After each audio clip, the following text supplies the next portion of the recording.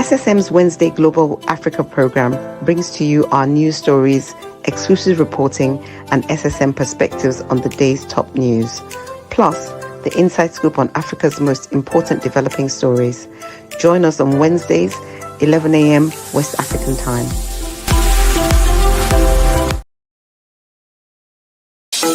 In a world where news flies around every minute, you need the ability to relate and connect with what matters and stay up to date. Schengen Story Media News Echoes program is Africans in Diaspora and at Home's leading English news network, one of the most trusted, respected sources for news updates on current affairs as they affect global Africa.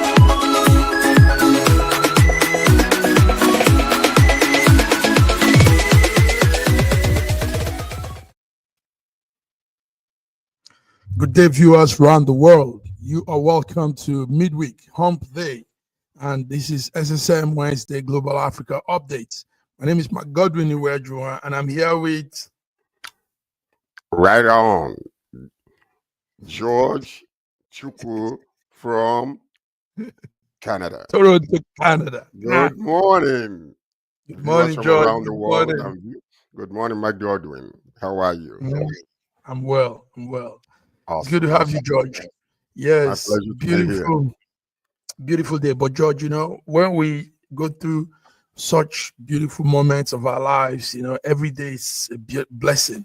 But you remember some of the people that probably don't have moments like this, we're talking of Nigeria and millions of people that wake up in fear, wake up in no plan, no hope, yes. So that's what we're talking about this morning. Viewers, you're tuned in to Wednesday Hump Day Global Africa Updates, and we're here to rub minds on some of the occurrences around the world and mostly in Nigeria.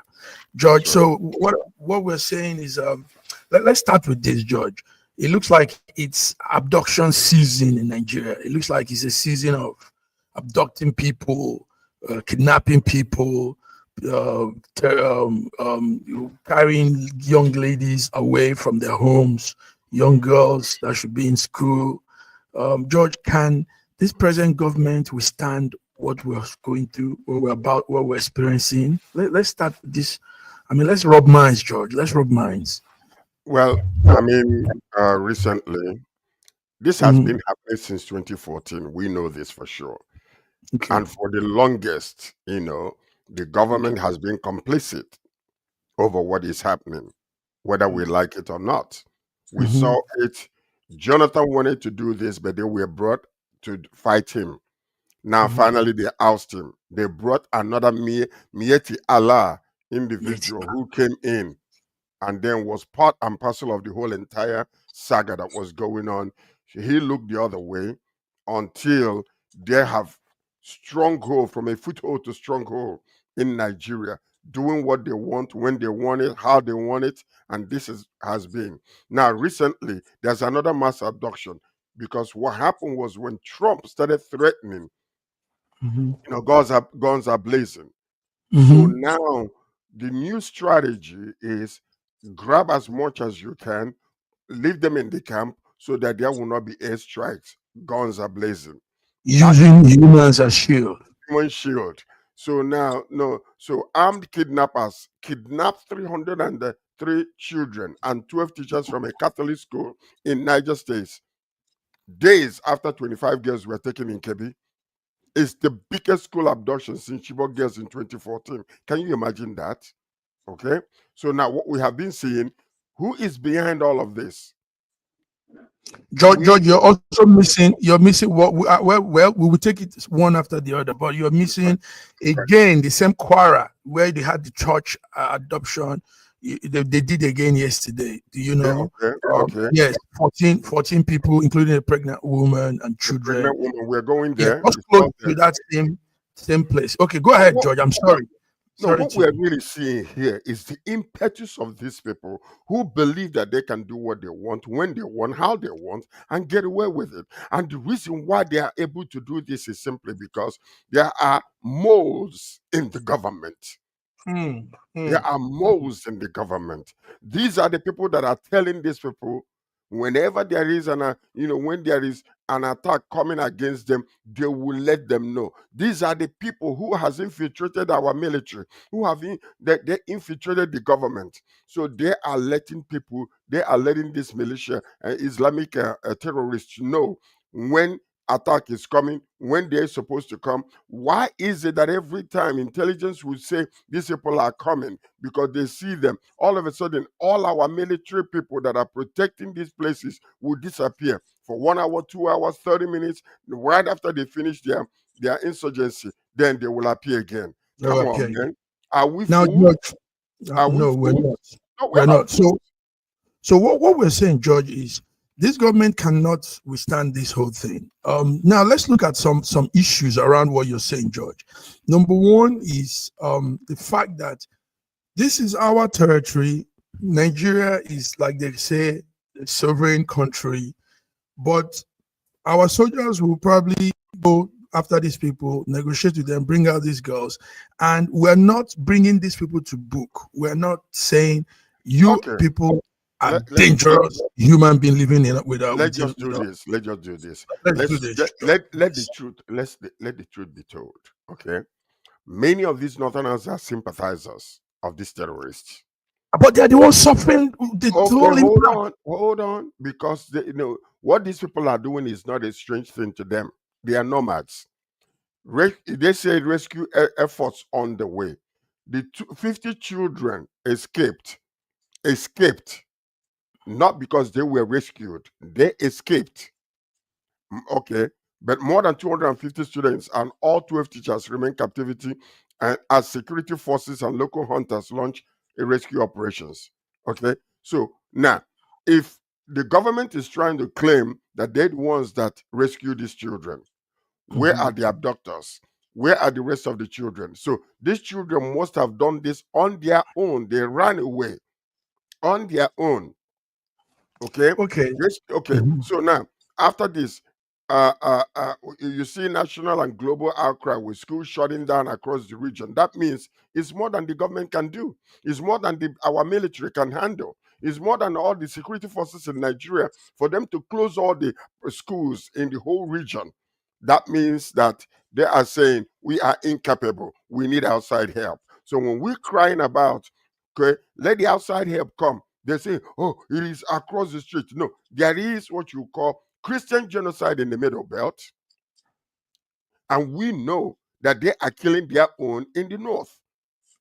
So right now, as we stand, the military, all the security forces in Nigeria are unable to deal with these people. And you ask me why?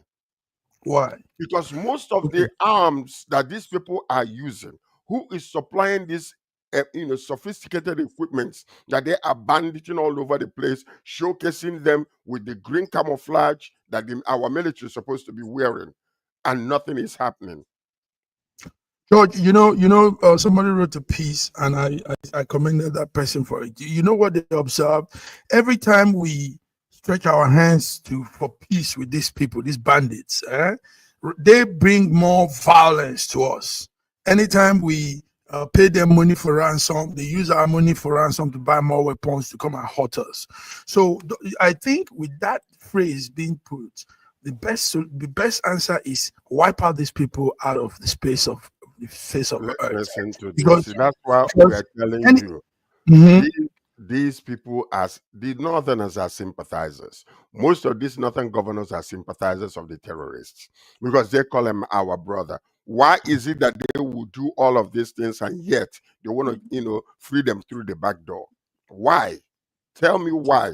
Somebody who's committed all kinds of crimes, rape, abduction, what else can we say? Raping all these young children, abducting all these young children, killing all these, killing some of them, and just killing people, murdering.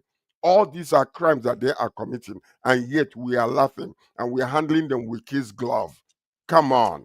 These are enemies of the state. How can we be negotiating with people that don't care about our lives and our future? I mean, Nigeria can do better than this. So, George, that's the question.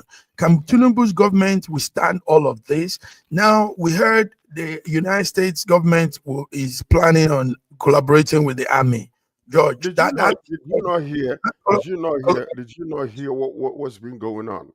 Many of these people are still out there propagating and saying, pontificating, oh, there is no Christian genocide. Oh, all this kind of nonsense that they are doing. You see, that is even the worst part of the whole entire That's thing. the worst part. Isn't That's so shamefully that some pastors are out there talking nonsense. Where are the Kumiyis of this of our generation in Nigeria? Where are the Adeboyes? Where are the Chris Oyakilomis? All these big-mouthed Christians and pastors, who's been? Where are they? All of them. Now, one of them gave the excuse that when this person who came out to talk, the only person who came out to talk was Ashimolowo. Now, one of the big pastors in Kogi, I won't mention his name.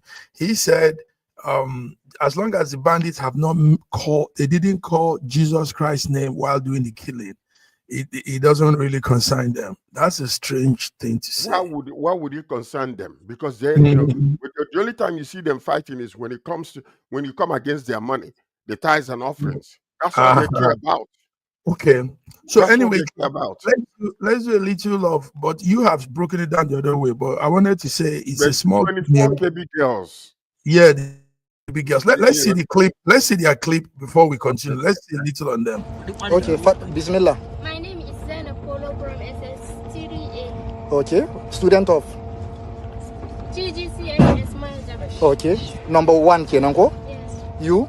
Fatma Sanism from SS2A.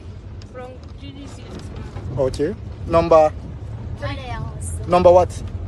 3. Okay. JSS3A. Okay. You? Salima Sanism. Okay. SS3A. Number what? Number 5. Oh, number 4.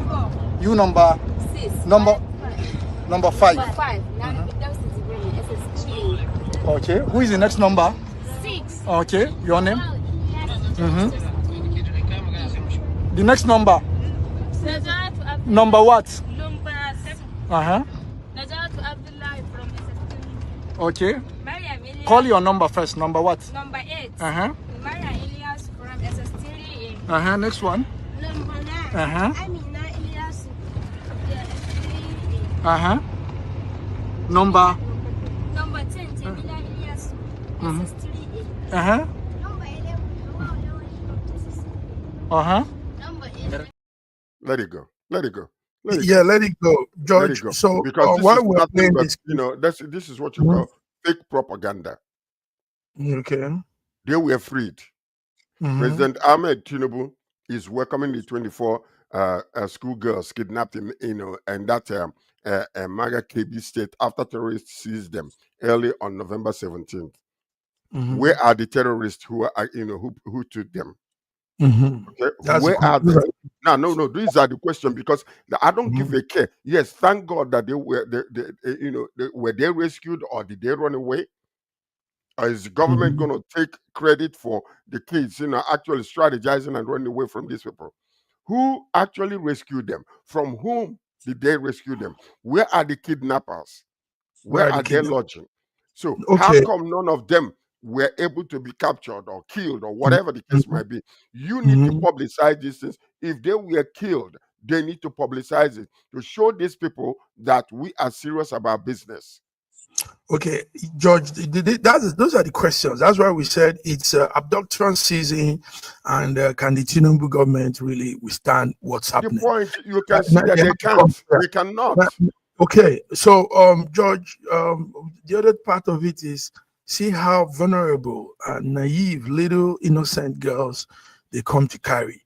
And listen to this. There's something called PTS, post-traumatic syndrome. And this will surely be on these girls. These girls' lives can never be the same again. And you're talking about thousands of other children and Nigerians that are being treated like this, taken out from their homes, taken into the forest, raped, molested. So it's a very dire situation for Nigeria. The part of it is that these kids will now be returned back to their parents. and there will not be any kind of psychological evaluation. There will not be any kind of help to help them through the emotional trauma. They're going to bury this thing under, and tomorrow they will not be normal functioning citizens of Nigeria ever again. Those girls need help. Those boys that are kidnapped need help after going through the terror of not knowing whether they're going to live or die. Can you imagine that as a little child? Little child. Now, George, it's serious. George, let me also announce that on the other part of the program, the other segment, we'll be having a guest. I hope he'll be here. He's a young man that is vying for office in Abuja as the chairman of a party in Abuja, and he's coming to tell us a lot because he also has a lot to say. So stay tuned for that, George. Now you're on guard. He's called Dr. Mo, and he's also a close associate to Peter Obi. So with him, Peter Obi will also be in the studio very soon. George, let's talk about this whole thing. It now looks like it's a sort of game. It's a kind of fun fair. It doesn't even look, you want to laugh at this whole thing. George, they took some people away last time in a church in Kwara, and the same Kwara State, central Nigeria, viewers. Kwara State is one of the middle belt part of Nigeria. The same Kwara State, yesterday they came to take about 12 people again. So is this thing not being turned into a kind of mockery that the government is weak? They can go into any place and get people, kidnap people, and nobody will do anything about it. Is it not a mockery? Has it become a game, a sport we're playing now in Nigeria? Terrorists going back and forth, kidnapping people, releasing them, taking ransom money, taking kidnap money, and all of this. Is it now a joke? We're talking of people's life here, George. Okay, so this new abductions in Kwara.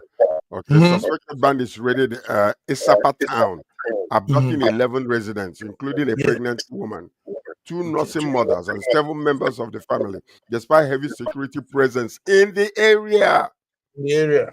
In the area.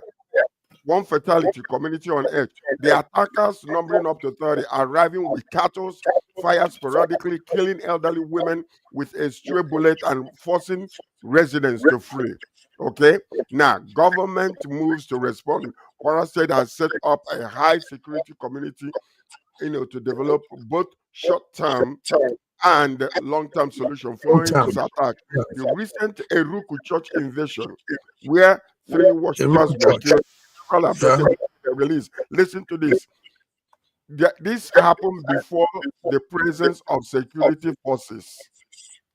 Isn't this a mockery to the government, to the military in Nigeria, to DSS and all these rest of these people that are all over there, just just showcasing their power over citizens?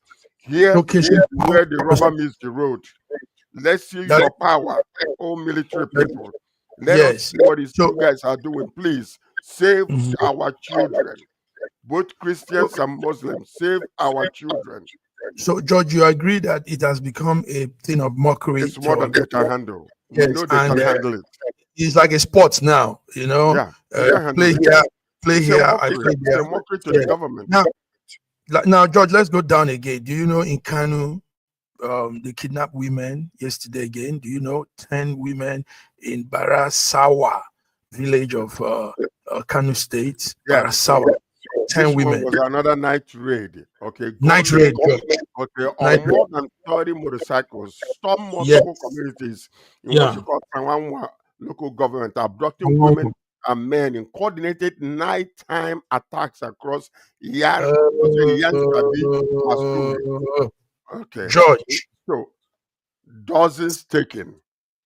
Dozen. Terrified. At least 8 women and 2 men were kidnapped in Masarura, or whatever you call it. 5 women in Birisawa and 3 women in Sundu. Though 2 later escaped. Residents say bandits went house to house, heightening fear and pushing many men to to sleep outdoors to avoid capture. So this is what can you imagine? So, It's a mockery. It's a it's a mockery. mockery. It has become a game of sorts. It's like a fun fair, you know. Can you just imagine? Because they know our government can't do anything. They know. Listen to this, though. You know, it said the attackers reportedly accessed Kano through border routes from Katsina. Yes. Security agencies have been notified, and such rescues efforts are underway though officials have yet to release a formal statement. Listen, what are they going to say? What are they going to say? What are they going to say? So George, viewers, it's interesting what we're discussing today. This is Wednesday News Echoes Africa update, and we're talking about the incessant kidnapping, terrorist attack, all these things, you know, funny. So we are looking at it from the angle of it has now become a mockery of a sort. It's also like a game, fun fair. These terrorists are having fun, kidnapping our people, our citizens, and raping our women, doing all kind of sorts to people because they know that there's nothing the government can't do much. You know, they know they will be given ransom, they will be paid ransom, they can't come and get them and all of that. Because how do you come out more very ferocious in this act when you know this is what we are all talking about and they are increasing it, George? So in Kanu, we've heard what George said about 12 people, 10 people from different villages were kidnapped in the night. It was a night raid. And the list goes on and on and on. George, also, you didn't talk about Niger. Did you talk about Niger? No, we haven't talked about Niger. Niger. George, tell us Niger. Tell us Niger, George. What's there in Niger? Okay. I don't know if I have the news on the Niger section. Yeah. Okay. Mm-hmm. It is also a similar thing. It is all about 100 and something people, young people, girls and boys kidnapped in Niger, students. And George, the other news again is Nasarawa. Nasarawa is also south northeast. Nasarawa is they kidnapped, but federal government the police came to deny it and say there wasn't anything. But the people I'm talking to on ground say yes, there was a kidnap, there was that adoption. So, but numbers, we don't have exact numbers now, but so far I think Nasarawa is two students. But we don't have. It's become such a joke right now. Yeah, it's joke. And it seems as if what they wanted to do to Jonathan's administration is now what they're doing to Ahmed Tinubu's administration. Okay. That's what it is. So now let me say this. This is a strategy to ensure that if Trump decides to come, there will not be a raid. Because the fastest way to destroy these people is to come through the air and wipe them all out in one. So now what is happening as they kidnapping all these children and they're taking them, they will keep them as human shield. Sure. So that any attack that will come to them will be a ground force rather than airstrike. And that's exactly what they are doing. And let me tell you who is giving them. It is all these terrorist sympathizers that are in our government and that are almost in the communities that are giving them this strategy. There are so many government officials. You remember what Jonathan said? That many of them are in his government. Yes. And many of them are in Ahmed Tinubu's government. There's no denying it. How can intelligence come and let the security forces know that these people are coming? All of a sudden, by the time they get there, the security forces will disappear. Yes. After they have done their raid, they will appear again. How is it that every time there was a strategy to come against them, they will know? Who is telling them? Because they have a whole lot of moles in our communities, in our governments. Yes, because the people are gaining out of it. Remember all the USAID thing, that factor, that benefits that comes to Nigeria.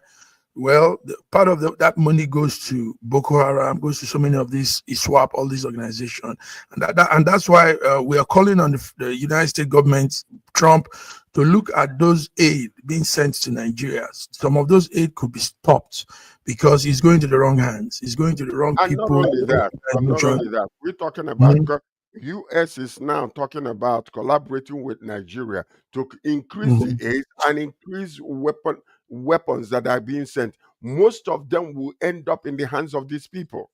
Okay. I think they need to bring their own soldiers, their military men, both airstrike and otherwise, and wipe these people out of the surface of the earth once and for all. They are criminals.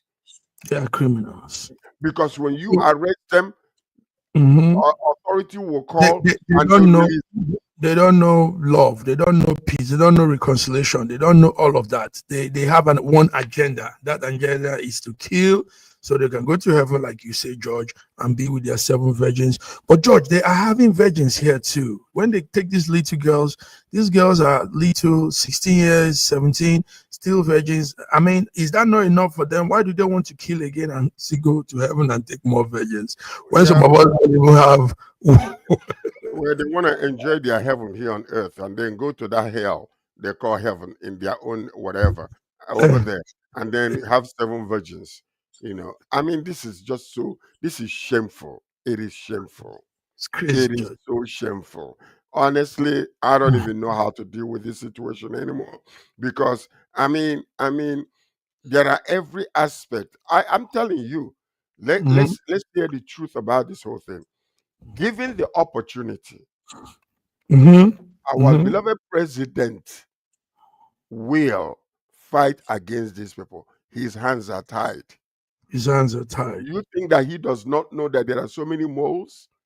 Do you think, all the news coming out about some of these government officials, that are working with these people, they're being exposed? He knows.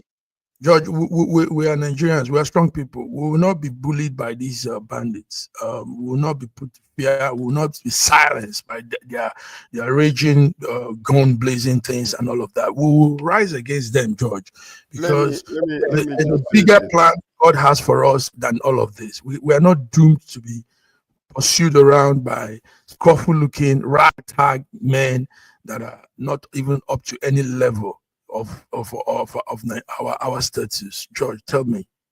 Let me tell you something. In the book, we are living in the new covenant of Christianity, which is more superior to the Old Testament. Okay. In the Old Testament, Isaiah 37 verse 36, one angel killed 185,000 soldiers. One angel in the Old Testament. So my question, I am asking again. All these pastors that are making noise, is it that they are complicit or they feel powerless? Are they not priests and kings unto God? Where is David Oyedipo? Where is Chris Oyakilomi? Where is Enoch Adiboye? Where is William Kumuyi? Where is Bishop Michael Konko? Where is Lazarus Muoka? Where is Matthew Oshimolewe? I'll give him a pass. Okay, where is Paul Enenche? Where is Paul Adefarasi? Where is Johnson Suleiman? Where's Chris Oketie? Where is Pastor Poju Oyamede? Where is Sam Adeyemi? Where is Bishop Francis Wale? Okay. Where is Pastor Daniel Kayode Olukoya? All these men are men with mega churches in Nigeria. Are you telling me that our Jesus is not strong enough? The angels, innumerable company of angels that is written in the Bible that fought in the Old Testament cannot come against these people. When these pastors come together, rather than facing what is happening, Christians are being killed in the Middle Belt. Where are they? It's only when it comes to fighting over tithes and offering, that's when you hear their voices. This is the time where spiritual rubber meets the road, pastors. Are you not ashamed of yourself that you are living in a country where Muslims are massacring Christians and you guys are keeping quiet in your churches? This is where the Christian rubber meets the spiritual road. We need you guys to come out and deal with this situation spiritually the way you're supposed to. because you can. If you understand the power that is with you, the anointing that is upon you. We are calling upon all these pastors. Gather yourselves together. Call a fasting in the nation. Let all this corruption be exposed, all these sympathizers to be exposed. Let's eradicate this nonsense that is happening in Nigeria. Unless you guys are spiritually weak bones, you don't have any power and anointing. You can stay on the pulpit and talk all this stuff you guys are talking. When the rubber meets the road, I don't see you, God, all of you. All you This major pastors in George Nigeria. is No, seriously, George, this is the time George to call is upon blowing hot. them. All right, George. Thank you very much. George, let's take a short break. You're blowing hot here now. Strong words. No, This is it. We're on Wednesday African updates. George has blown the whole arena No, hot. because what you need to understand, when the kings of Yeah. Israel were unable to do anything, they called on the prophets. It was the prophets that were able to call upon the power of Almighty God to come and do these things. Where are our pastors in the new covenant? We have a better covenant established upon better promises. Where are they? Why can't they come together? One can chase 1,000 of flights and two 10,000 of flights. And they are all sitting there in their sealed, beautiful, air-conditioned churches. Thank you, George.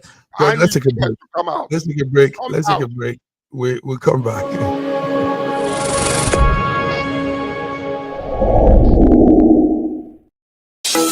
In a world where news flies around every minute, you need the ability to relate and connect with what matters and stay up to date.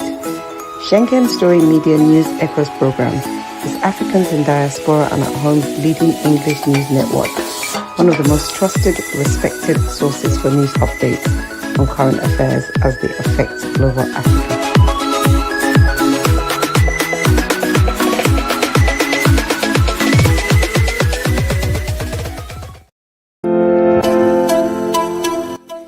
SSM's Wednesday Global Africa program brings to you our news stories, exclusive reporting, and SSM perspectives on the day's top news.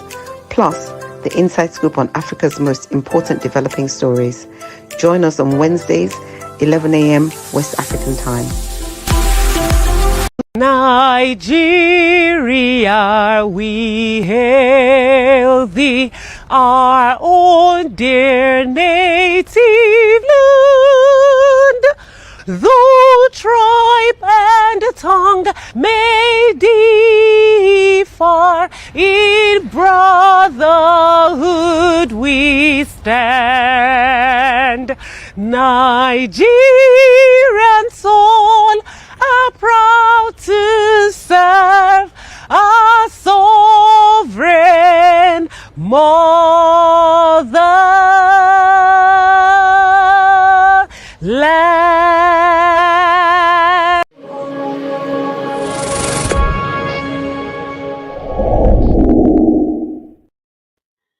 Viewers, you're welcome back to the second segment of our program this morning, Wednesday, the 26th of November 2025. And I'm here in Milan. George is in Toronto, Canada. And we have a guest in the house. We have an aspirant. Nigeria is a very big country, viewers, you need to know. We have different states. We have constituents, we have local governments, all makes up the fabric of the structure called Nigeria. So joining us in from Abuja in Nigeria is a man that is blowing hot in that part of the world, George, Dr. Mo. Dr. Mo from Abuja. Dr. Mo, good morning. Is it morning? Is it afternoon? What's the time there in Abuja? Dr. Mo, can you hear me? Okay, I think the network just sees somehow. Dr. Mo, if you when you get the signal, let us know. Okay, George, we're heading towards 2027, and what happens in politics calendar is the year before the very moment of election. For that time, you have all kinds of campaign. You have so many activities going on. Dr. Mo, can you hear us now? Okay. I think he can hear us. Maybe because of where he is. All right, Dr. Mo would like to hear you. You need to unmute your phone. Okay, so George, 2027 is coming close, but 2026 is the year of campaign. I mean, I'm talking of Nigeria and its political calendar. 2026, a lot of activities will be happening, and what we know is that some of these parties will be pushing hard. I think anybody that comes with the issue of security at this point, George, will probably have the people. I think he's available now. Okay, Dr. Mo, unmute the audio. Oh, yeah, good. Nice. Yeah, Malcolm here. Dr. Sir George, good to have. Yeah, it's good. Glad to be here. Good to have you. Pleasure having you. I don't know if probably you could park in a small place for a few minutes. Maybe the movement might switch off your network. What do you think? Or is it steady? Will it stay through? It's steady, but in the few minutes I'm going to be parked. But I think I'm right in a place where Dr. the network will. It's good to have you. Let's meet you. Can you please tell us who we have in our frame here? Let's hear you. So my name is Dr. Mo, like I'm known, but it's Dr. Moses Paul. That's my full name, and I am the ADC candidate for the upcoming election that is coming up on the 21st of February, 2026, just about 3 months away. I have a PhD in environmental resource planning, and I've been here. I'm an author. Well, I don't want to say I'm a former activist. I'm a full-blown activist because I still fight for the rights of women, children, and hold governance and government accountable. And now a full-blown politician because I have to do politics to be able to get into governance and the frame of leadership. So this is essentially who I am, and I've been around here in this geographical space for the last 40 years of my life. Like I tell people, I went to primary school right here. My PhD was acquired here. Mark, I tell you something. When we hold interactions in Harvard and in Oxford and other places, and people ask me questions, I'm like, no, I didn't school abroad. I schooled right here in Nigeria. And this is why, as part of the introductions that I give, I know that good can come out of this land, even though right now we have children who are out of school in this place called AMAC. AMAC is Abuja Municipal Area Council. It's like London. It's like KC or maybe New York. It's a very important geographical place in Nigeria. As a matter of fact, it's the most important geographical space. So I tell people that I'm not running for a local council.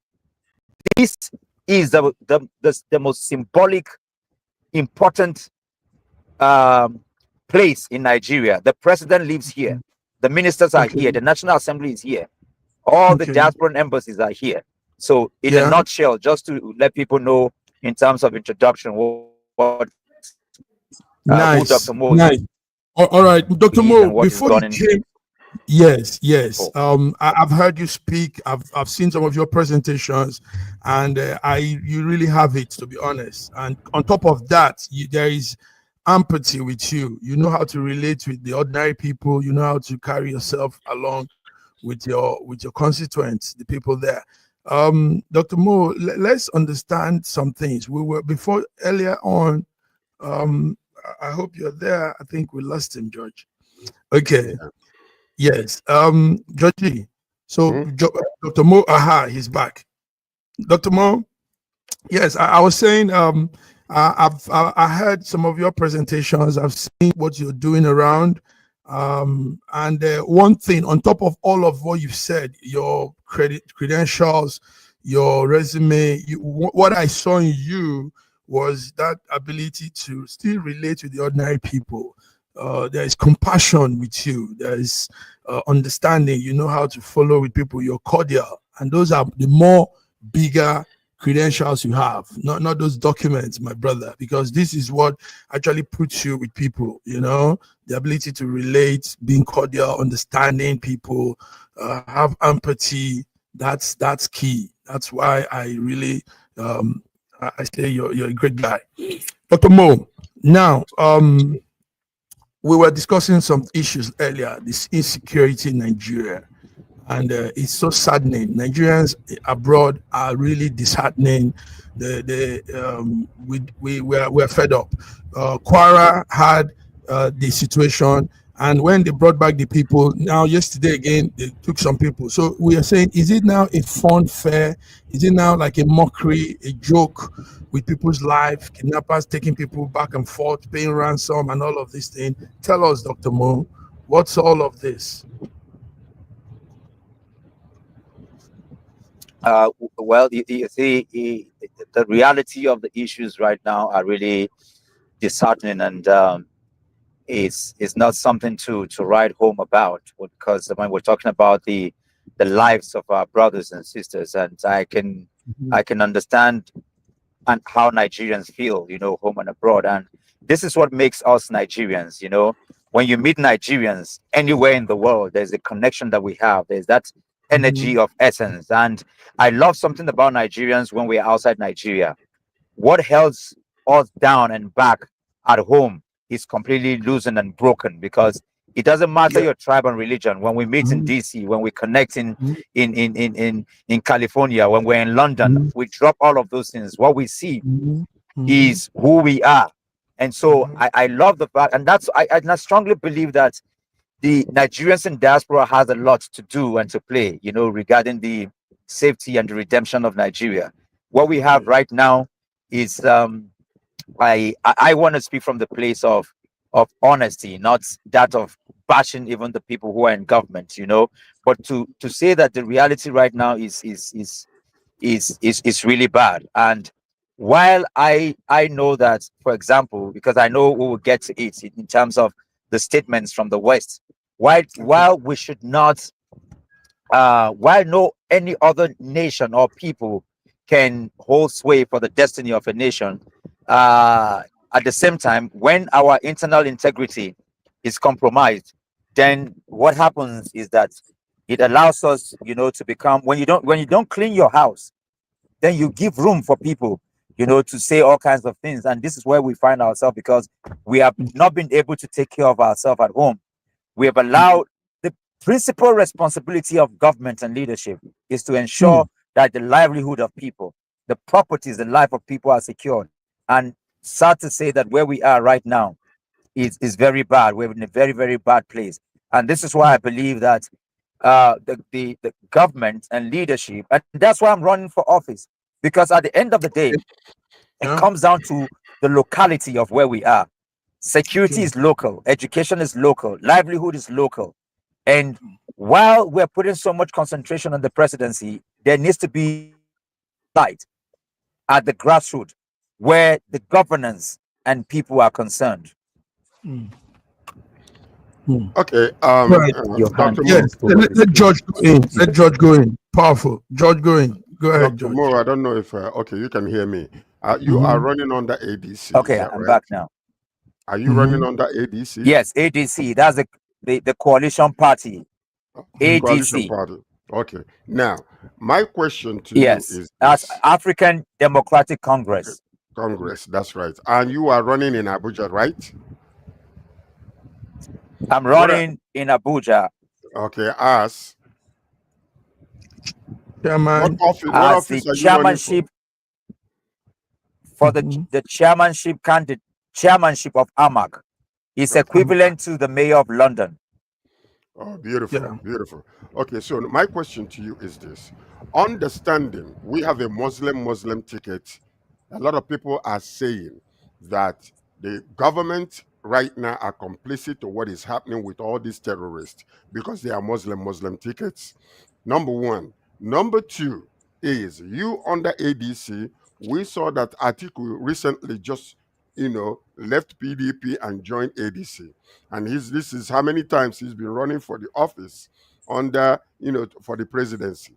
My question to you is this: what happened in the past when Peter Obi came out to run, and then Atiku was able to hijack the nomination, and he knew that there is no way he was going to be allowed to be the president after Buhari, would you consider this time also that he's coming in, if he comes in as the presidential candidate for 2027, which you know that the presidency is to the south for 8 years, the handshake between the north and the south, would you support Atiku or would you advise him to step down because he's from the north?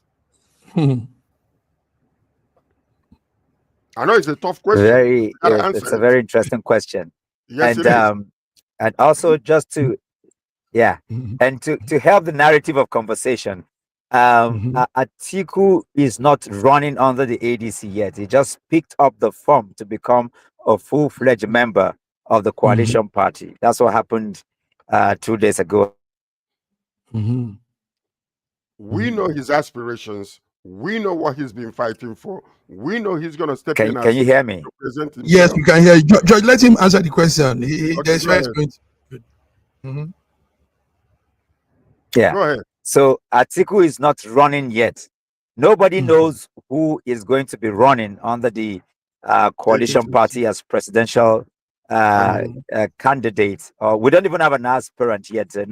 Those things are not on the table yet. What we're doing right now is just galvanizing membership, and you can see that the tsunami is actually gathering because, of course, Peter Obi is here with the coalition party. Atiku is here. Amechi is here. You have the likes of El-Rufai, Tambuwal, and other people all coming under the coalition party because it's important that all the opposition parties come together under this coalition so they can be strong. The one thing with politics is that it's about timing, and there are things that if you say the right thing at the wrong time, is going to be jeopardizing the potential of everything. I can tell anybody listening this: politics is about timing. I went to the Labour Party because of Mr. Peter Obi, even though I was never a card-carrying member. But I served, I traveled, we put our energy under the 2022-2023 general election. And of course, we know that Mr. Peter Obi won that election under the Labour Party.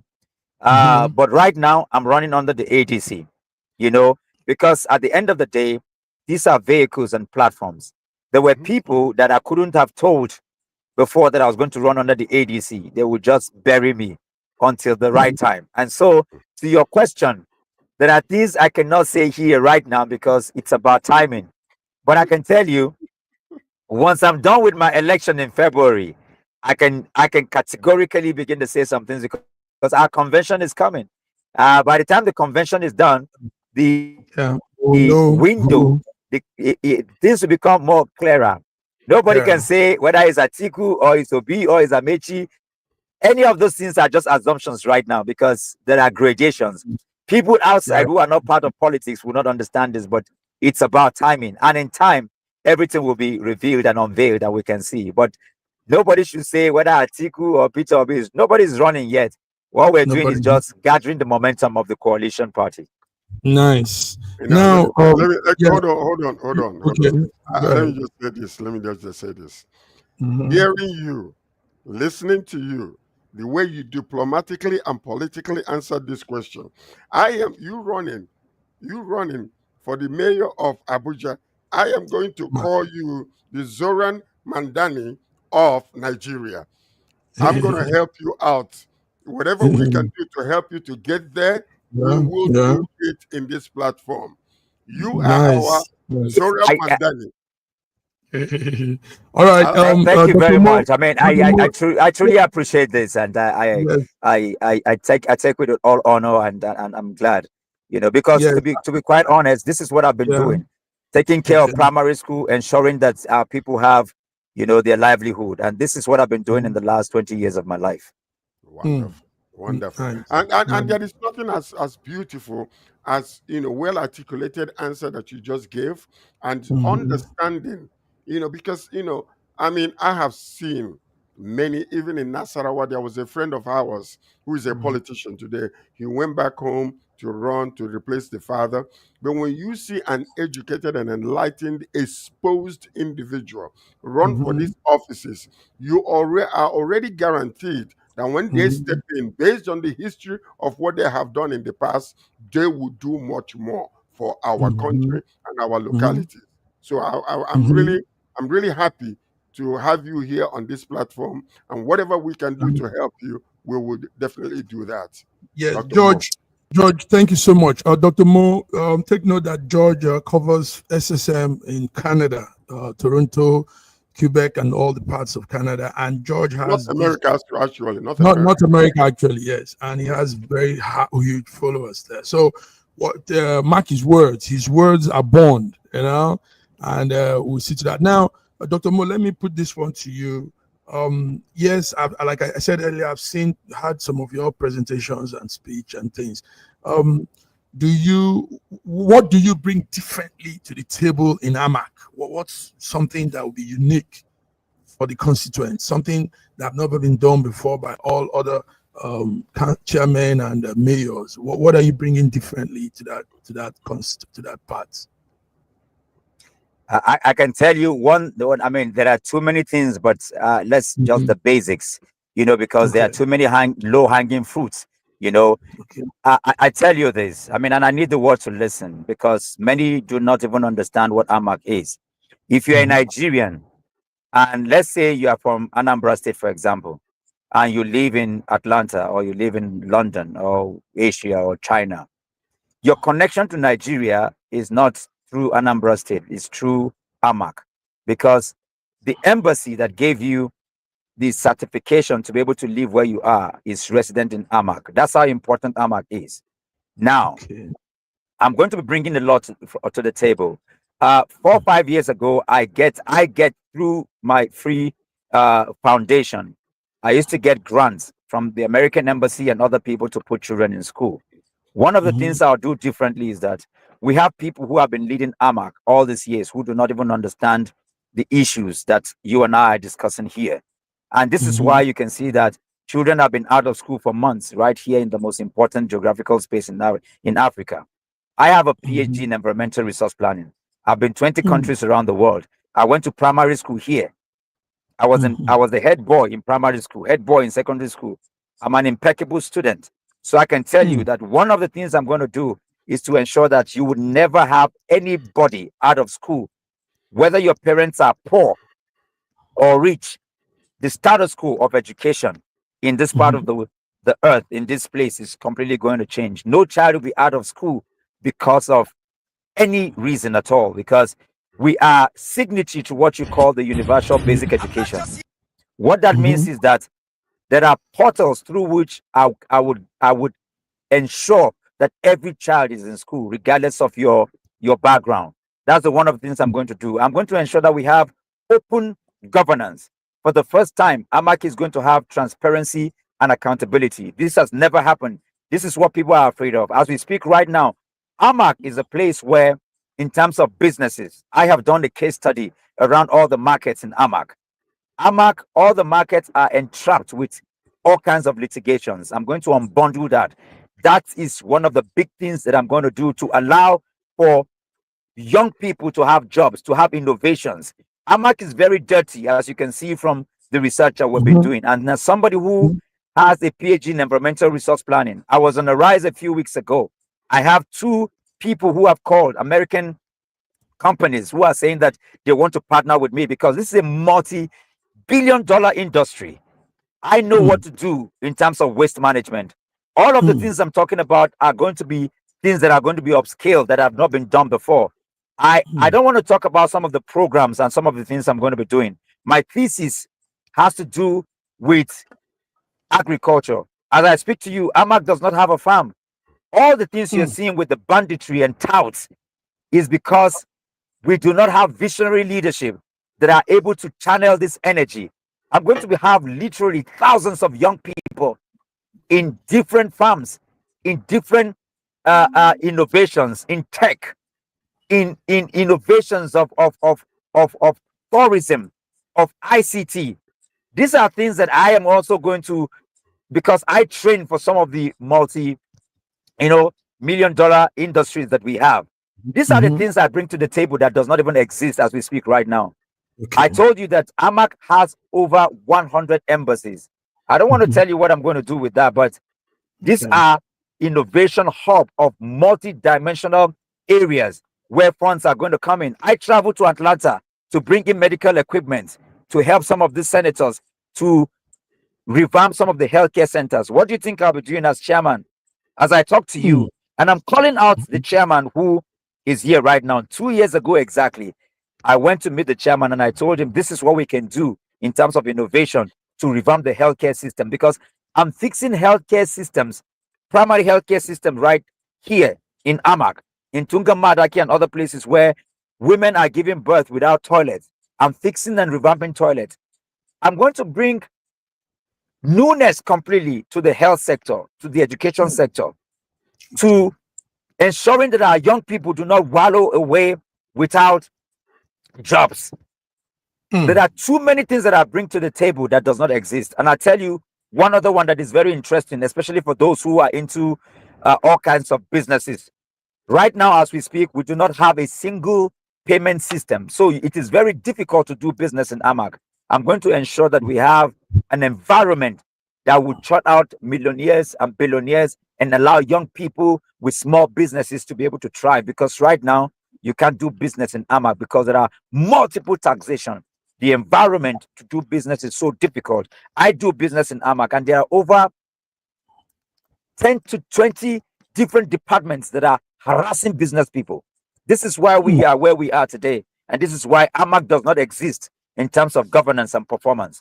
These are some of the things I'm going to do to revamp the state of the nation and bring a newness to what we have today, to the symbol of what Nigeria is, because the image of Amak is actually the image of Nigeria. Okay. Now let me. I gotta ask a question, okay? Because I have had experience myself. Under Jonathan, I was, the director for Transformation Ambassadors of Nigeria, North America, in Nigeria, and I saw the pushback locally.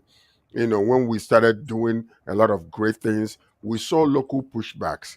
Now, my question to you is this: should you win this election, or when you win, how would you want to work with Minister of Federal Capital Territory, Nyesom Wike, knowing that there are foundations that he's laying right now that is actually messing some of the things you're saying? How would you work with him, in order to make sure that all these plans that you are bringing, he will work with you to make sure that it's facilitated and it actually brings fruit to the local people there? First of all, I think the minister is going to love me because he is Christian as a Mr. Project. My life is all about projects. But let me put the caveat here for the people to understand something. I've also seen the minister publicly, holding the AMAC chairman responsible. On 2 occasions, the minister himself, was very embarrassed because he said, as local government chairman, the minister has been local government chairman many years ago, and he said he was able to provide vehicles for the security people, police. And he was very appalled that currently the chairman is not doing anything where the security of the people are concerned. And this is on the social media. Anybody can check this out. He also said very damaging and disparaging things concerning the current local government chairman. Now, this is not me. This is the minister himself. And so I want to think that for somebody who is doing what I'm doing, even as an individual who is running for this office, that the minister is going to ensure that I have all the funds available to do my job. But let me tell you, many people are not aware that the job of the minister is completely different from the job of the local government chairman. These are constitutionalities. For example, the federal, when it comes to primary health care and primary schools and some of the things that has to do with empowerment, the federal is only concerned about policies. But when it comes to the implementation, the local government chairman is responsible for building, for revamping, for equipping teachers and students with the tools they need at primary school level. The repairs of the schools, it is the local government chairman. It is within the constitutionality, the purview of the local government chairman. Sanitation, waste management is all within the local government chairman. Primary health care is all within the local government chairman. Tenement rate, all of these things, the minister will not jump. He's a lawyer. He's not going to jump into the jurisdictions of the local government chairman. That's not going to happen. The president will do it. You see, when clarity is not given to issues of governance, to nation building, to leadership, it allows for confusion to thrive. I can tell you loud and clear that we're not going to have issues with the with the minister in any case or for anything. He's going Dr. to love Mo, me Dr. because I can tell you this. Dr. Mo, Yes. we have seen what happened in River State. We have Yes. seen what happened in River State. We have seen what happened in River State. I say it several times. None of us are fools. We know exactly what took place in that place. And it is simply because of godfatherism, and it is simply because we have seen it happen in a lot of states today. Even when President, was saying, leave the local government people, we deal with them directly. Many governors are still trying to stifle, to limit, to malign, to ensure that these people are not operating independently the way they're supposed to. So the reason why I'm asking this question is because I have seen the passion that is in you. It is about people, about loving people, about making sure that our children grow up in a very decent, educated, enlightened environment. I know that you will do it, but also I do understand that sometimes things happen when it comes to governance with all these people, these old politicians that have, they have dug foundations and they're feeding on that foundation. So that's the reason why I'm asking that question. So I want you to be prepared, because with everything that you are saying, the likelihood that you're going to win that election is very high. So get ready and get ready and get ready, because sometimes things happen and we know that. All right, George. George, beautiful. Dr. Mo, it's let's just say a month or 2 months to that day. We're going to have you on several occasions here, because hear this. First of all, we need to make you understand the network. It's diaspora, Nigerians in the Diaspora network. And we have everybody from different corners, each coordinator handling the different parts of the world. Like I said, George is here with me, and he's for North America. So we'll have you again. More importantly, we want to have you with your principal, Peter Obi. I don't know if you would do that for us. Let's have Peter Obi. We want Peter Obi again, if possible, next week with you here, then with some other network members. But let's not exceed our time. We have a given time for the network. So, but it's beautiful hearing. At least we got to meet you. We know you now. Our eyes are on you. We hold you by your words, because AMAC is a special side of Nigeria.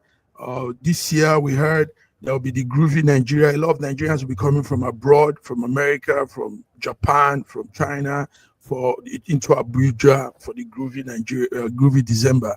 So let's have you again next week. Prepare yourself. It's going to be hotter this time. We want to know more. And I'm looking forward to meeting you in person. George is coming. George is coming to Abuja. So, Dr. Mo, pleasant honor and a pleasant time with you here. More importantly, Dr. Mo, tell us next time the security situation in Abuja, because we also heard things are not too nice in terms of security. So let's know what you do about that. I mean, you can't have that power and allow some ragtag people mess the security up for you. So thank you. You have any last word before you go? Is there anything you want to say? The last thing I want to say is that I'm soliciting to the diaspora to know that this is your project. The connection to the diaspora, anybody, Asia, China, United States, London, your connection is to AMAC. AMAC is your connection. Ensure that you fund Dr. Mo. We need materials. where this election is more important than the presidential election because it touches livelihood. It connects to you directly. This is why I'm sitting down with all the ambassadors from the British to all the EU and talking to them directly, because this is the only position that puts the diaspora directly in connection with Nigeria. So I'm soliciting for your support, and I'm asking that this is your project, and you can everybody is connected. Anybody who is dead or alive is connected to AMAC. AMAC is the most important geographical council in Nigeria. And I'm asking everyone who is listening home and abroad to channel their energies here. I am that person who is there to ensure that you have open governance, transparency. I am accountable to you. I am just that servant that is willing to be used, and I'm here to be that man for you. Nice. Thank you very much, George. That's the Dr.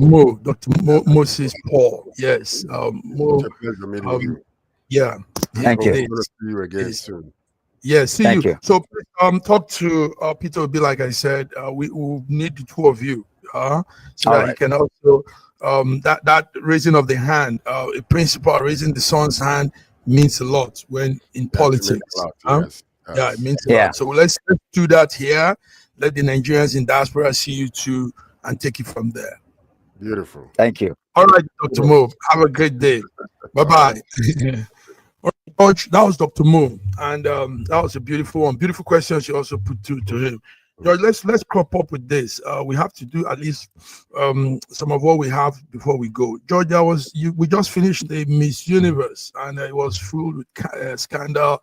I know you don't look much, but let's talk about the Miss Universe. Miss Universe just finished, and one Fatima Bosch of Mexico won this year's title. But it was filled with scandal. But why we want to talk about this is the African side of it. George, do you know all through the event, everybody's eyes were on Miss Côte d'Ivoire. Miss Côte d'Ivoire was splendid. She had the beauty, the grace, the everything you could look at. You could want to check on criteria for Miss Universe, but it wasn't given to her. So we're asking the question: is it that the black skin isn't beautiful enough, George? I mean, well, we don't know. We don't know, but we know that black. But we know that black is beautiful. But we also know that many times we see things go the other way, not because it's supposed to go the other way, but because of people's perceptions, and then what they will consider to be like, okay, this individual from this area, what can they bring to the table? What kind of influence are they going to have? Which is very, very sad that such a beautiful, young lady, who is supposed to win, possibly did not win, not because she wasn't qualified, but simply because the eyes and the perception of the people who were voting this, went the other way. It's very unfortunate, but we don't know. I can just sit over here and tell you this is the reason why such things happen. It does happen. We see it happen all the time. But she is actually very beautiful. Yeah. Right, George. So that's it. Viewers, we've been on with Wednesday African update with George, and we had Dr. Mo from Abuja earlier on. George, do you have any last word for today? Well, listen, I called upon these pastors that are in Nigeria to get themselves together, because with such an explosive spiritual power that they are supposed to be having, these things ought not to be happening. Because the reason why I'm calling upon them is nobody's looking at them.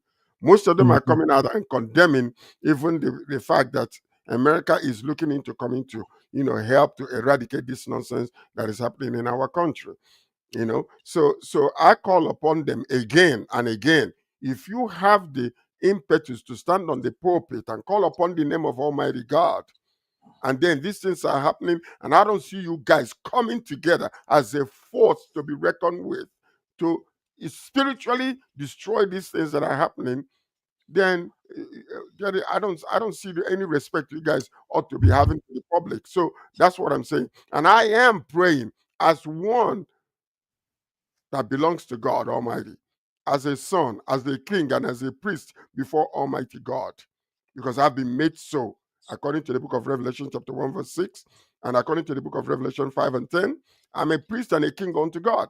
I am calling upon all those who say they are Christians to come together. Let's destroy this stronghold in the spirit, this territorial spirit that is destroying our nation. The Muslims are not going to be able to do it.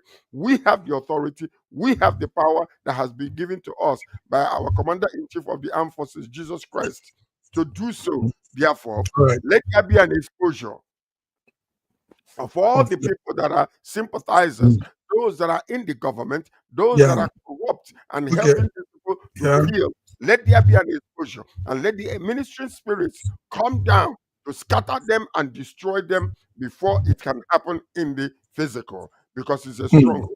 And I call upon all the pastors, join together and let us do this.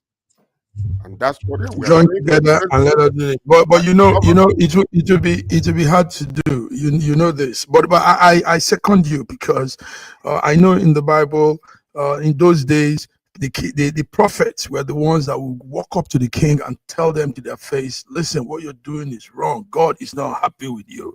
We saw that with Ahab and Elijah. We saw that with so many prophets and kings, Samuel and Saul, all of that.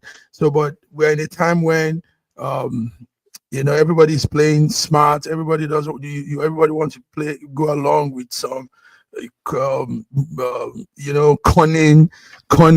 moves. They don't want to be marked as that man that used to talk like this. That one that they want to be politically correct. But if you hold yourself as a pastor in a nation, pastoring over thousands of people, most of their lives are in danger and their families are being destroyed in the Middle Belt. What are you doing? What responsibility do you have before Almighty God? Because tomorrow you'll be asked, what did you do with the anointing that I put upon you? What did you do with the power that I gave you to be a representative of the kingdom of God? Also added to what the pastors could do, I tell you, this is my own style, George. Because Jesus even said so. I tell you, the fortifying yourself with arms and guns, this point is what could also help, because these guys are coming with real arms. They are coming with heavy machines, and having your own clock with you will not be a bad idea. Listen to this. This is time for God to calm down. Don't think for a moment that what Trump did to trouble the water in Nigeria is only physical or political. It is spiritual. Yes.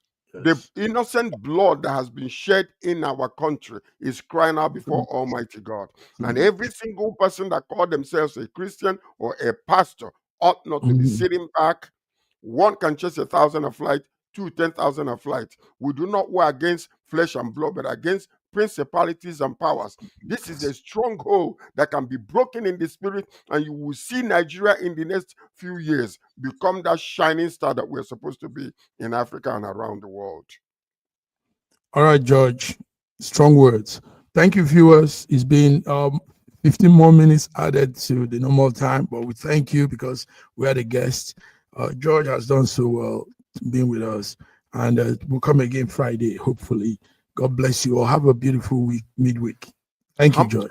Hump day.